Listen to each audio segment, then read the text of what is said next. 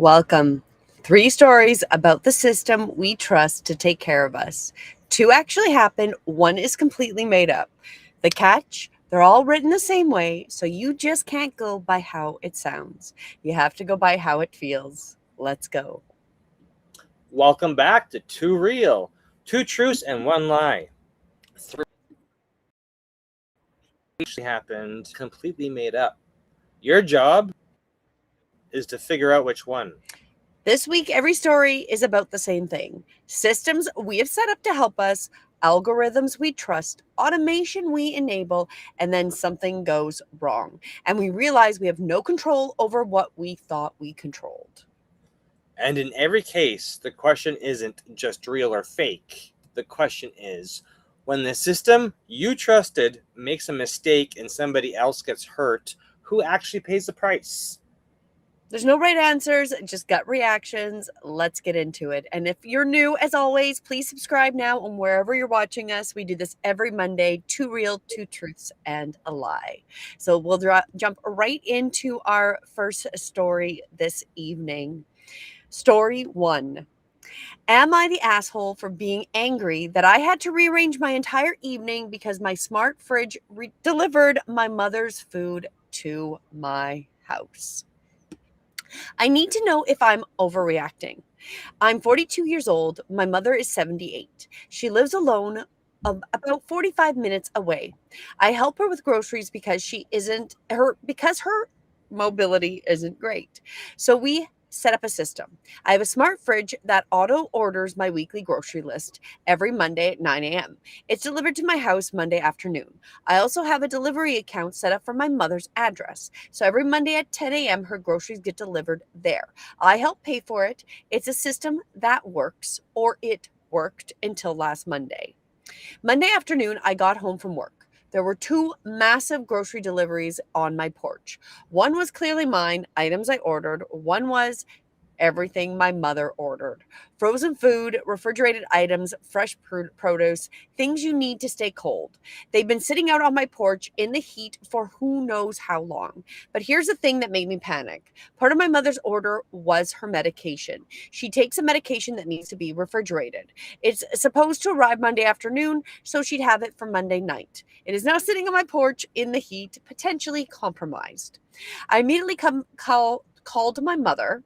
I can say that. I immediately called my mother. She said, my groceries didn't arrive. I said, they're here at my house, including your medication. She said, oh no, I need that tonight. What do I? So now my mother, who's 78 years old with mobility issues, expecting her weekly groceries, is just without her food. She is without her medication for the night. I called the delivery. They said, looks like there was a system error. The auto order for your mother's address was routed to your account. We can reorder and expedite it, but there will be a reorder fee. I asked how much. They said it would, and when it would arrive. They said $35 reorder fee, and it can't arrive until Tuesday afternoon. So my mother goes Monday night without her refrigerated medication is not okay. I did the math in my head, drive an hour and a half round trip, or pay $35 on top of groceries I already paid for, and my mother goes without her medication for a night. I was not willing to risk it. So I dropped everything, packed up these potentially compromised groceries and medications to drive the 45 minutes to my mother's house in evening traffic. I love my mother. I love visiting her, but that was not the evening I had planned. I had reorganized my evening because an algorithm couldn't route 2 orders to 2 addresses correctly, and because my mother's health depended on it. So I packed up the groceries, told my kids we were going to grandma's. I called my son's soccer coach and said he'd missed practice. I packed snacks for the drive and drove the hour and a half round trip to deliver her medication and groceries that were supposed to be at my mother's house automatically. When I got there, my mother was so grateful. She hugged me. I made sure she took all her medications, and we spent the time together. But my son was disappointed about missing soccer. I was overtired from the drive behind on her homework, and I was exhausted. I called the delivery company the next day and explained my mother needed the medication, and that I didn't have a choice, so I had to drive it to her. They said sorry for the inconvenience, and they gave me a $10 credit towards my next orders.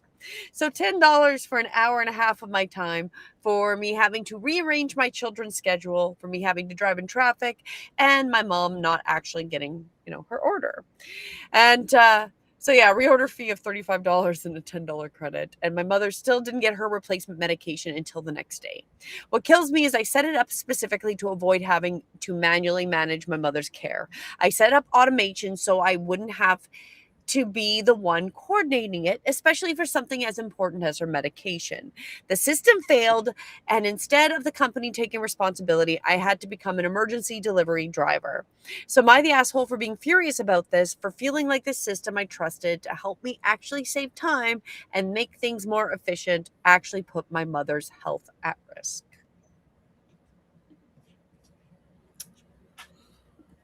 So this isn't just about inconvenience anymore. This is about medication. This is about health. It's crazy when you rely on automation to do things that you think you're going to end up saving you time. It is, it is. And a shout out to everybody here. Hello, Catrick O. What is that? Catrick O D3P. And we also have Lorraine Garcia 3995 joining us. Hello and welcome. You know, it is frustrating. It is extremely frustrating to trust that what you've set up is actually going to work. Right. And I think that's one of my big, that just gives me the trauma of how I feel about what everybody's promising with AI. Right. And my own experience of how we put a lot of trust in something that doesn't deserve that trust. True, but I'm like, was it an issue? All stuff was supposed to go to a different address, but then I guess it's depending where you are, things take different speeds of delivery. We know from like even manually ordering stuff like HelloFresh or whatever, those meal kits that get shipped to your house, that those are never on time, and sometimes the package is damaged. And that's us manually placing the order. So it's just we've been there sort of with the similar scenario. So Well, this is worse though when there's medication, right? When there's medication, I would assume that prescription would have had a specific address. So whatever happened in the back end, you're like, that's not really okay, right? Because that, like, if somebody's really needs that and it's something super important, life or death, like really a big deal, getting their medication on time, you know. well, this is just the convenience. Like the only there's negatives sometimes with when we rely on other people to deliver. So of course it And the takes time. systems and the systems, right? This is why, like in America, you've got like drive-through windows to pick up your meds because you have to put the onus on yourself to go get your stuff. But of course, convenience factor with this, ordering things to your own place, then it's Well, in this case, her mom had mobility issues, so that makes it a little bit more difficult, right? So I feel like there should be some more responsibility from the delivery company, especially with the medications. And it seems ridiculous that they didn't just waive the delivery fee and offer some kind of credit, but you know, because you have to elevate that to a supervisor, and that takes more time on the phone, especially. Are you talking to a human when you call a number or talking to a robot?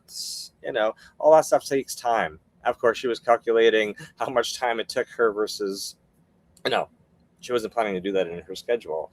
But well, it is, and it's an inconvenient, and it is a massive inconvenient because you have to reschedule whatever you had planned to then drop it to do that, especially in this case where it was time, how important it was for the time, right? So, exactly. so the verdict overall, I think, matches with us because I'm assuming you're going to say not the asshole. I don't think she's the asshole. However, at some point, we kind of have to take responsibility that things don't work always. So we still have to check up on it every time. And when you get complacent, unfortunately, that seems to happen when we get complacent, is that'll be the one time it doesn't work, right? Well, especially with delivery addresses, because I know we've had issue recently with Amazon. So it's she's not the asshole because she set this up for convenience, but that if things mess up, you're still the responsible human who has to make sure that your mother gets her groceries and gets her meds. And if they're Exactly. And if something goes wrong, you unfortunately are going to have to be the one that takes it, right? So overall was not the asshole. You did everything right. The system, you set up a system specifically to help manage your mother's care and the medications that failed. Your mother wouldn't, but you know, it's fair to be mad. It is, right? A little bit more people said that she needed to talk to somebody else because they didn't take responsibility, right, for a critical error, and that she should have pushed harder and pushed back a little bit more. One of the top comments is this stop being about inconvenience the moment medication was involved. And I think there is a valid point with that. Groceries, okay, whatever. You're not probably going to starve to death. You can probably find some solution to your groceries, right? Fairly easy, not necessarily as easily with the medication, right? So that is a valid point. And companies can't just shrug it off with errors that affect elderly people's health, right? So that needed to be reported. So that was just what people had commented on that. So that was story number 1. So drop it in the comments if you think it was real or fake, because one of these stories tonight is a deception. But let's go on. Are you ready for the next story, Mike? let's get going. Okay, let's jump into story number 2. Am I the asshole for being angry that the app pays me less because it knows I'm desperate? I'm a single mother with 2 kids. I drive for Uber and Lyft. It's flexible work. I can pick my kids up from school and work around their schedules. But it is also the only income I have. Over the last few months, I noticed something. The longer I've been on the apps, the longer it takes to reach $200 per day. So in the beginning, it took me 4 to 5 hours of driving. Now it takes me 7 to 8 hours. The same, making less per trip. I was suspicious and started looking online to see if anyone else had experienced it. And I found a report that stated that they had found that both Uber and Lyft tracked how often drivers accepted jobs and what wage. The app learns how much money you need to make, and then it uses the information to adjust your rates. If you accept lower paying jobs frequently, the algorithm decides you need the work. So it gives you lower paying jobs. The report gave an example. Gig nurses in the same hospital doing the identical shifts getting paid different amounts, not because experience or performance, but because the algorithm calculated how much each nurse needed to work.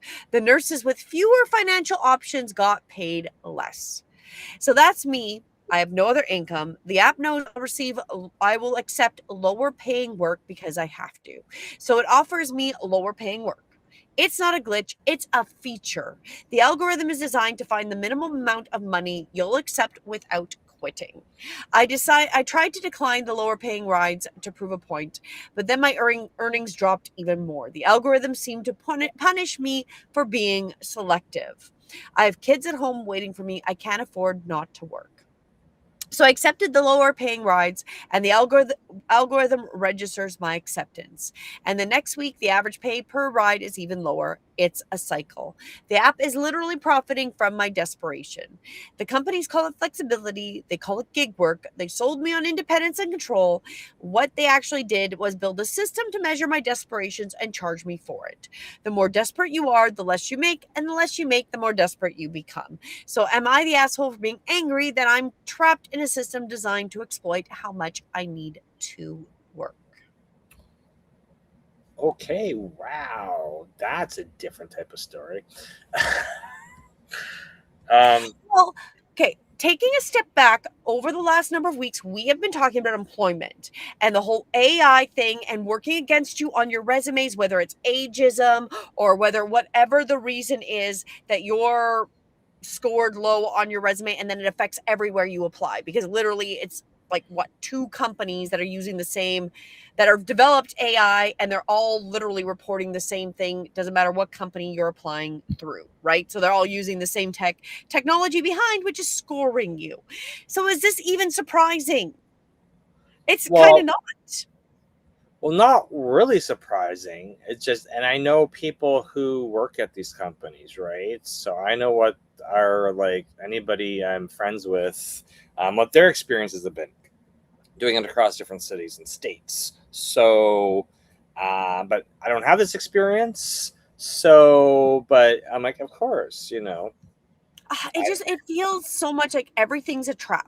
They trap you no matter where you go, whether it's a job, whether it's having to apply online, and then you get this low score and you're trapped for like 330 days with that score, and we don't even know what that score starts from. you Is know, it you, start from the time you upload your resume to the time you apply to a job or the last job? Like we are literally now working where the AI wants us to literally be like robots. It's so it is insane. I don't know. I find this crazy and creepy and disturbing because if it's not based on skill and it's not based on anything, it's just based on your desperation, how desperate you are. So the more desperate you are, the more you'll work for more poverty wages. Like that's awful. and then if you don't accept their poverty wages, it's gonna like not send you jobs in the future. That's flexibility. Flexibility. That's just discerning. Hey, you were good with these lower than average paying gigs for a string of days because you got to pay your bills to feed your kids. So now that you say no, we're not going to even offer you any. Like Okay. it's psycho. It is psychotic. It would seem like the whatever runs everything really doesn't like us. That is what you can see systemically through how technology is used is whatever overlapping does not like you the human. And And then it and then just I'm seems like, and then I'm like, oh, the other part of that algorithm would be like, they're going to be obviously factoring in because any like the tipping portion, right? So I'm like, how complex is that algorithm based on all that data it's collecting on what jobs you'll accept versus like what people are actually leaving you for tips and things like that? well, and it's such a weird control because now they control you that it's not a flexibility. You can't work harder to make more money. You Mhm. can't take on more jobs to make more money. You that is socialism right there. You get paid this much and it's however many hours you're willing to put this much we're going to pay. If you want to do better and you're more desperate or you want to take a few more extra jobs You have that it, might and this is a flexible job or gig work, so it's not supposed to be full time. So we know you're using it full time. So now we're going to penalize you. it's interesting how all this technology comes back to not helping us, and that's a consistent thing that even out of convenience it doesn't even necessarily work, right? So overall, okay, what's your verdict? I'm definitely going to say she's not the asshole. However, this gives, I would say at the same time, she needs to now do something to break that cycle because now they've got the control grip. The system, the Uber, Lyft AI system controls and owns her soul. I would say that this is a good time for her to decide to do something different or start taking the steps of doing that, right? You know what? I'd be like, go find something that's not electronically controlled. But I'm pretty sure all gig work economies are controlled by some app because it's not just like the Uber and the Lyfts. Like if you want to go do like, you know, other services are likely all controlled in some type of gig economy app algorithm ecosystem, right? So it's like, um, how can she And that's a even good point. That's like, a very good and how point, can she right? even escape the system? Because you would literally have to go. She got kids, so how are you going to go get a full time job? Because then that's when the daycare and all that whole financial aspect kicks in. Well, Anyway, and you get a job, you also have to you apply your resume into the AI system, which is already exactly. grading you. And what if that AI is talking to the Uber AI? So Oh, it's already building a profile in the background because it knows you worked for it and you would work for that pay. So it's going to only present you to jobs that are going to pay you less. We don't even know where this stops, in honesty, which makes it nice terrifying. story. Nice story. So overall, the verdicts were not the asshole. You're not angry at the concept of gig work. You're angry because the system is designed to exploit you, which is fair, right? And it is. The algorithm is literally profiting off of your desperation, and you should be angry. And then there was a little bit of like the app companies are exploitive, and the fact that there is no other income options means they have complete leverage over you, just like we're saying, and Mhm. that is a failure of both corporate responsibility and corporate responsibility, I can say that, and a failure of a system that leaves people without safety nets. So this isn't the top comment is it's not about flexible work. It's about an algorithm that has learned your financial vulnerability and is charging you for it every single day. Yeah, that's a fun one. Okay. Let's continue going into the third one. So again, keep in mind one of these stories is keep in mind, and let's go into the third story before we reveal that. So story number 3. Am I the ass furious that a surveillance camera was installed on my property without my permission? I found a camera on my property that I didn't put there. I'm a homeowner. I've lived in my home for 8 years. And one day I noticed a flock camera mounted on a pole near the edge of my property. I'd never given anyone permission to install it. I'd never been notified. It was just there. I called my city to ask what it was. They told me it was a public safety camera, part of a surveillance infrastructure initiative. The camera captures license plates and vehicle movements. The city says it's to fight crime. But I never consented to having a surveillance camera on my property. I was never asked and I was never notified. It was just installed. I called again and said, I don't want this on my property. Take it down. The city said, it's on the public right of way. So technically, it's not your property. But we understand your concern. There's a process to remove it, but it might take a while. Take a while meant months. And in the meantime, I'm living with a surveillance camera pointed at my house, capturing every vehicle that comes and goes, who visits me, when I leave, when I come home, all without my consent. I started researching what Flock does. Flock is a surveillance company that departments and city governments. They install cameras and capture license plates and run them through databases.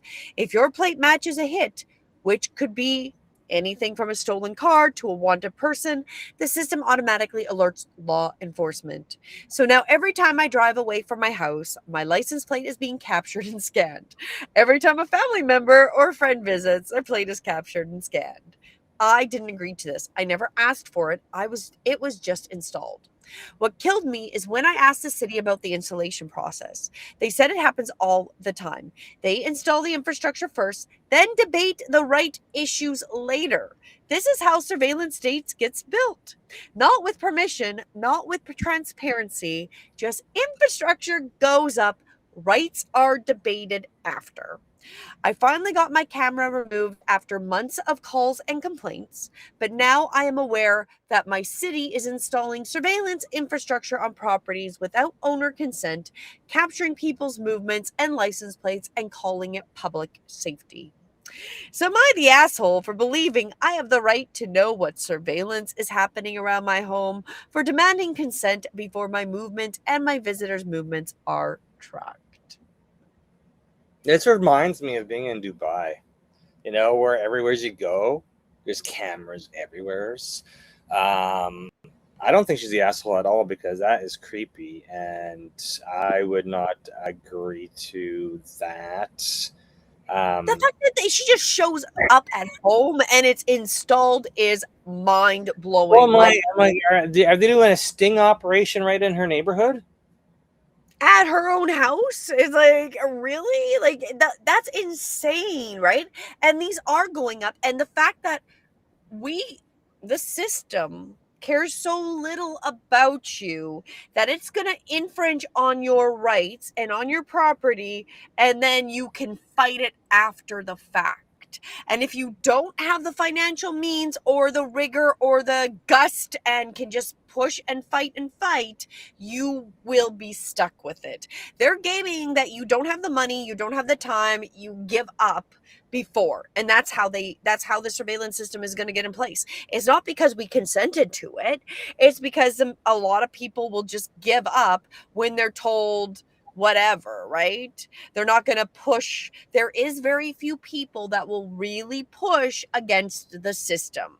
They'll try to break you financially, mentally, emotionally, whatever it is first, right? It reminds me of the Super Bowl commercial this year where I don't know, I can't remember which camera company it was, but it was like this: oh, if you lose your dog in your neighborhood, like all these cameras talk to each other and we'll be able to find your lost dog. And then they had I don't know if they've changed that. Obviously, whatever manufacturers installed AI software on all these, cameras that the public doesn't know about, and it's like, hey, we've got this awesome new feature for you to find your lost things. And it's like, okay, so you could literally remote access all the cameras that you manufacture and look for stuff, right? So And they they can touted it as install them wherever they want without you even knowing. So literally you can go to bed, it can be installed at night, or you could go to work and come home and it's installed on your property. that was And all. you don't have any say. And that was always the thing that creeped me out when people get these, like, Alexa cameras or whatever brand of cat. They're like, oh, nanny cam that's connected to the cloud. I'm like, so literally anybody can like do, like, yes, that And is. I think this comes back to a concept I was talking about last night in the weekly energy. Or no, not last weekend. The honestly though on Thursday night, which was about when you know something, you have the responsibility because these actions are going to greatly affect the coming generations. Like this is not a reality we grew up with. Right. And this is Mhm. going to greatly affect our daughter and then her children and everybody going forward. And it's something we're not even actively consenting to. We're literally being forced through them pushing this. And the fact that they don't have to ask for permission and then you have to fight is absolute, again, another mind blowing. Like it is mind blowing because this stuff could be used to really help us, but it's like legitimately used to keep us in a cage. It's insane. It is really insane. So definitely I agree, not the asshole. The comments were that she had every right to know what surveillance infrastructure is opening around her home, every right to consent or refuse. And the city violated that and you were right to push back. There was one of the big things was the cities have a responsibility to inform residents about surveillance infrastructure, and residents have the responsibility to engage in their city governments. So both are failing here. Who knows if she was even well? And you can't think in that point fail if you don't even know what's happening, right? So you can't even show up and petition against your government or your city or whatever if you don't even know what's happening, right? So that's another point on that. But one of the top comments were, we need to stop building infrastructure first and asking permission later. That's how we end up with a surveillance state that nobody actually agreed to. No one agreed to it, but the government is implementing it regardless if you agree to it, because it's like push, push, push, push, and see if anybody fights back. Yep. Exactly. And they do game that we're tired, we're exhausted.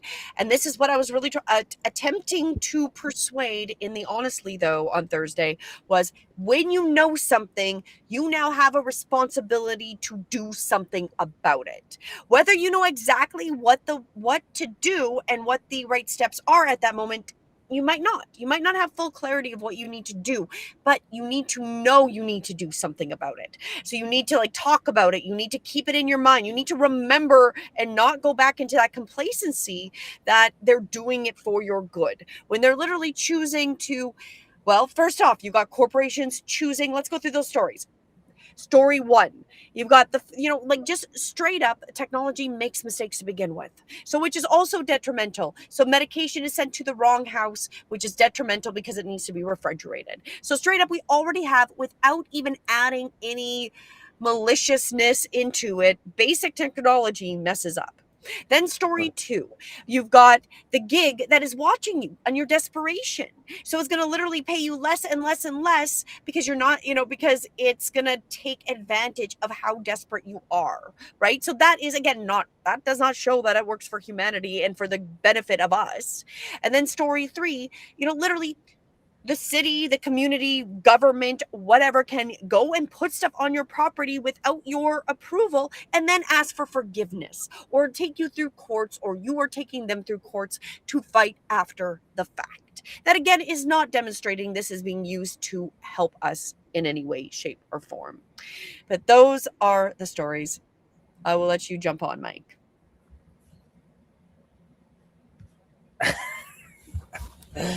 Okay, so you just went over all three. So let's lock it in. Which two are real, one's false?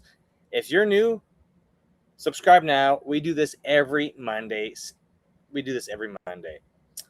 Exactly. And I just had to because it was just part of my rant. It just all I fit. know that's fine. I just normally I do the three stories, but you did an amazing job, and I'm like, I think all three of these are true. So it's a tough one. It's a tough one. Yes. Lock it in. Which one do you guys think is the true versus the false one? And so put that in, lock it in. What's your gonna guess, Mike? Which one are you gonna guess? You gotta guess one. I know I gotta guess one. I'm just gonna do a story one because it's a smart fridge, and I know they're out there, but I'm just gonna forget that they're out there. It wouldn't do this, right? So you're saying story one is fake.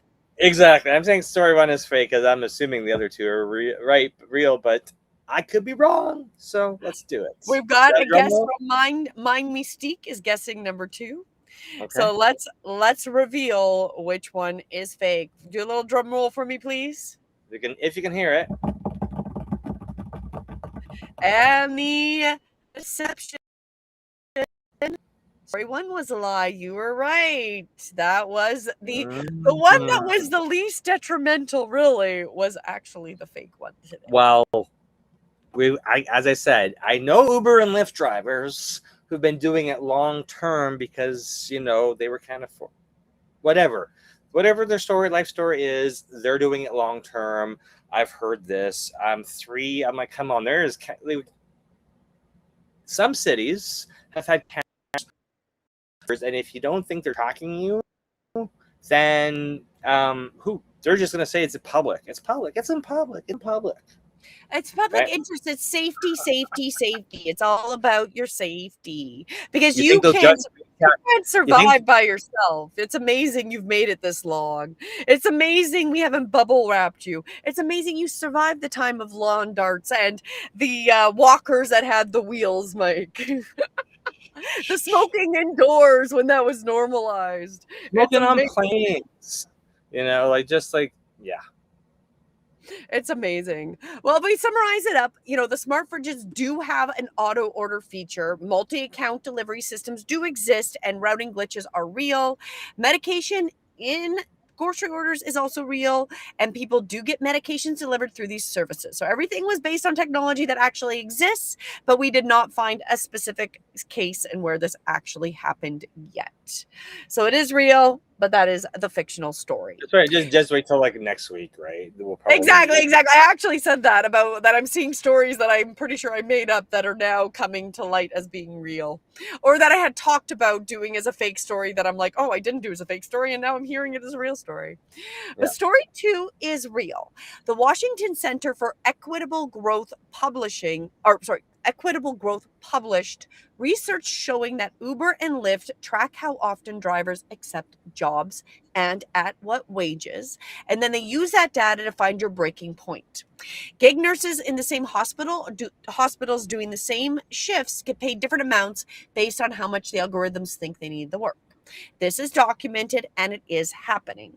And then story 3, which is also completely real. And this is that Roanoke, because I said when we were talking about going through Roanoke, that was a Roanoke homeowner discovered a flock surveillance camera installed on her property without notification or consent. And then that flock camera captures license plates and runs them through the databases. And the city's policy is literally install first, debate rights after. And there's multiple cities that are doing this infrastructure, and that is actually happening right now. So the scariest part is stories that are real. I kind of wish weren't. I'm just saying. Yeah, and okay, I remember you saying something about Roanoke, and I'm like, and then my comment to you about Virginia was, I'm like, I think home of the most data centers of any U.S. state. So of course, Maybe there's a connection there. Maybe that's just an interesting coincidence, just to put it out there. Exactly. So we've spent the last hour talking about systems. Smart homes, algorithms, automation, artificial intelligence, AI or IA, whatever you want to call it.